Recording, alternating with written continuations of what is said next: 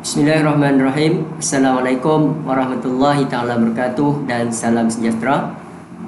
Jadi insyaAllah untuk perbincangan pada hari ini, saya ingin meneruskan untuk berbincang untuk tajuk yang pertama, iaitu sejarah dan perkembangan bahasa Melayu, iaitu untuk subtajuk bahasa Melayu kuno.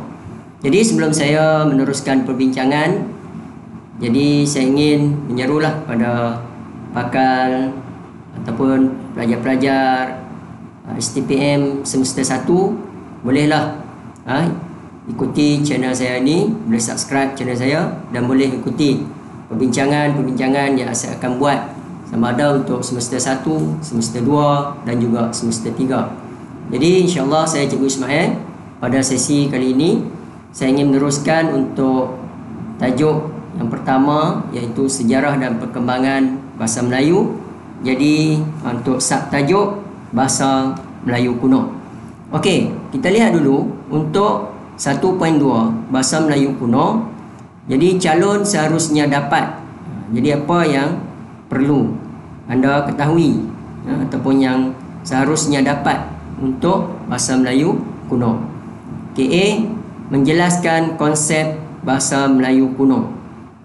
B, mengenal pasti ciri bahasa Melayu kuno. Okay, tadi A, menjelaskan konsep bahasa Melayu kuno. B, mengenal pasti ciri bahasa Melayu kuno. C, menyatakan bahan bukti penggunaan bahasa Melayu kuno. Jadi untuk bab ini, inilah perkara yang anda semua perlu beri perhatian. Iaitu kalau dah faham tajuk ni, maknanya dapat menjelaskan konsep bahasa Melayu kuno, mengenal pasti ciri bahasa Melayu kuno. C, menyatakan bahan bukti penggunaan bahasa Melayu kuno. Okay, kita lihat 1.2 bahasa Melayu kuno. 1.21 konsep bahasa Melayu kuno.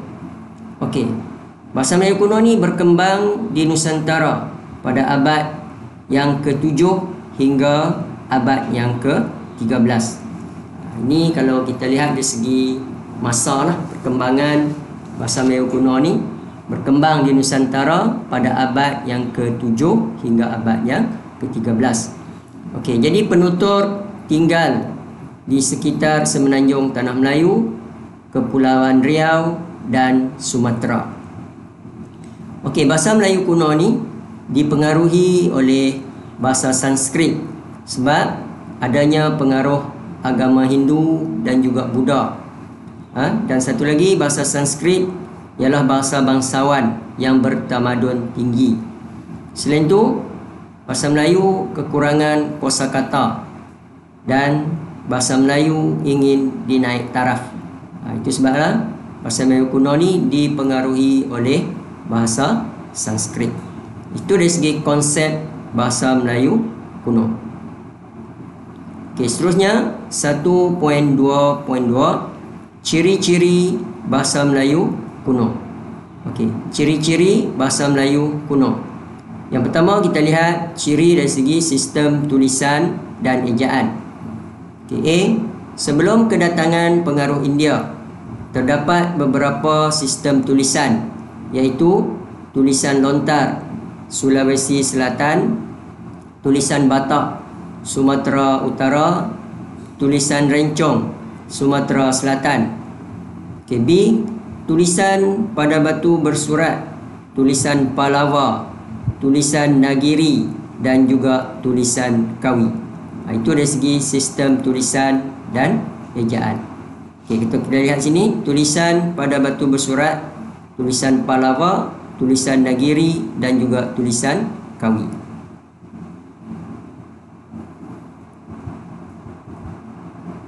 Okay, seterusnya kita lihat ciri 1.2.2 ciri-ciri bahasa Melayu kuno. Ciri-ciri bahasa Melayu kuno. Okay, tadi kita lihat ciri-ciri bahasa Melayu kuno dari segi sistem tulisan dan ejaan. Okay, kita lihat ini 1.2.2 ciri-ciri bahasa Melayu kuno dari segi kosakata.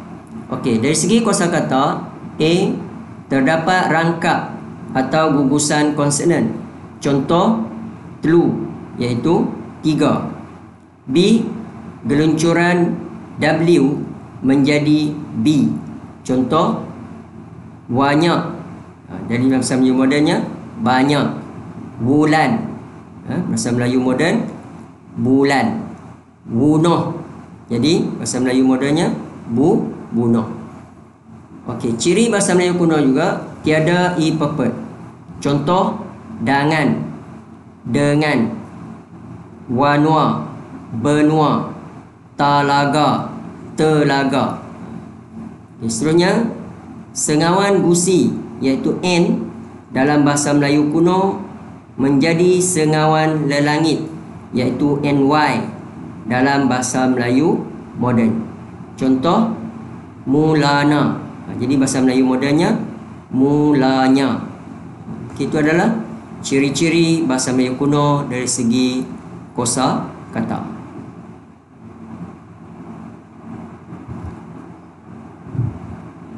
Okey. Sambungan ciri-ciri bahasa Melayu kuno dari segi kosakata juga. Yang kelima iaitu I, dieja dengan aspirasi BH, DH, KH dan TH. Okay, contoh untuk ejaan bumi, jadi BHUMI. Bakti, BHAKTI, jadi bakti. Ada dieja dengan aspirasi BH, DH, KH dan TH. Okey, ciri yang seterusnya, awalan mar menjadi ber. Contoh marsila. Jadi bersila. Mar lapas, jadi berlepas. Jadi awalan mar menjadi ber dalam bahasa Melayu moden. Okey, awalan ni menjadi di dalam bahasa Melayu moden. Contoh diperbuat, maknanya diperbuat. Ni perbuat, diperbuat. Okay, H, kata kerja aktif berimbuhan mar dan mang menjadi me. Contoh mawawa. Jadi akan menjadi membawa. Okay. Apitan par-an menjadi per-an. Contoh persumpahan. Jadi akan menjadi persumpahan. Jadi apitan par-an akan menjadi per-an.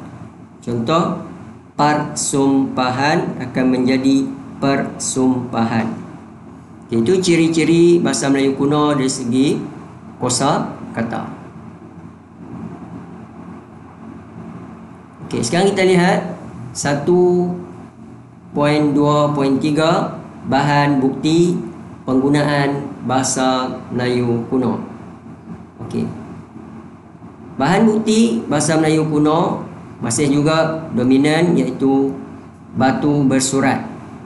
Okey, kita lihat sini ada 5 batu bersurat yang penting. Jadi untuk batu bersurat ni kita mesti tahu di mana batu bersurat itu dijumpai, tahun, bila dan juga apakah tulisan yang digunakan. Okey, kita lihat bahan bukti batu bersurat penggunaan bahasa Melayu kuno. Yang pertama, Kedukan Bukit, iaitu tahun 683 Masihi. Tulisan yang digunakan adalah tulisan Pallava. Yang kedua, Talang Tubo, tahun 684 Masihi.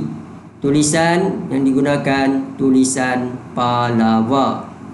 Kota Kapur, 686 Masihi. Tulisan yang digunakan juga adalah tulisan Pallava.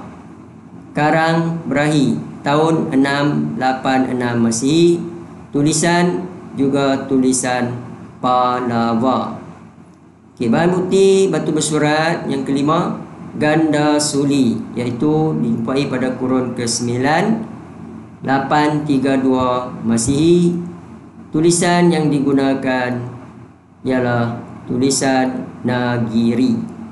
Okay, kalau lihat sini, bahan bukti batu bersurat, kedudukan bukit, talang tubuh, kota kapur, karang berahi, semuanya menggunakan tulisan Pallawa, kecuali batu bersurat di Ganda Suli, iaitu menggunakan tulisan Nagiri. Okey, seterusnya bahan bukti lain. Bahan bukti lain penggunaan bahasa Melayu kuno, catatan pengembara Cina, iaitu Aising dan juga Muhing. Okey, yang kedua, bahan bukti yang lain, patung gangsa yang bertarikh 1029 Masihi yang dijumpai di padang lawas Tapanuli. Dan seterusnya bahan bukti yang lain selain daripada batu bersurat, patung di padang Rokor yang bertarikh 1286 Masihi yang dijumpai di Batang Hari.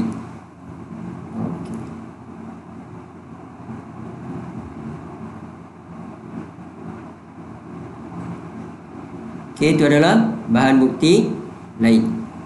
Okey, seterusnya bagi penutup perbincangan saya pada hari ini, kita lihatlah contoh soalan. Contoh soalan. Okey, soalan untuk bahagian A ini adalah berbentuk soalan aneka pilihan, iaitu soalan objektif. Okey, kita lihat contoh soalan untuk bagi tajuk 1.2, iaitu bahasa Melayu kuno. Yang manakah batu bersurat yang ditulis dalam huruf Nagiri? Okey, tadi kita dah tengok bahan bukti, iaitu batu bersurat, tulisan yang digunakan. Okey, batu bersurat di Ganda Suli, Jawa Tengah. Batu bersurat di Talang Tubuh, Palembang. Batu bersurat di Kota Kapur, Pulau Bangka. Batu bersurat di Kedudukan Bukit, Palembang. Jadi soalan ni hanyalah aras pengetahuan. Kalau tak hafal, tak dapat jawab. Okey, kalau kita lihat tadi, batu bersurat di Talang Tubuh, Palembang, tulisan Pallawa. Kota Kapur, Pallawa. Kedudukan Bukit, Pallawa. Jadi batu bersurat di Ganda Suli sahaja yang menggunakan huruf Nagiri. Jadi jawapan A. Jawapan A.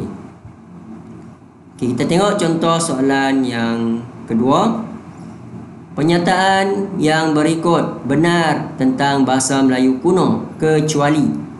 Ini kalau kita lihat dalam sukatan, ini adalah soalan tentang ciri-ciri bahasa Melayu kuno. Okay, soalan ini tanya, pernyataan yang berikut benar tentang bahasa Melayu kuno kecuali. Okay, kata kerja pasif ditandai oleh awalan ni.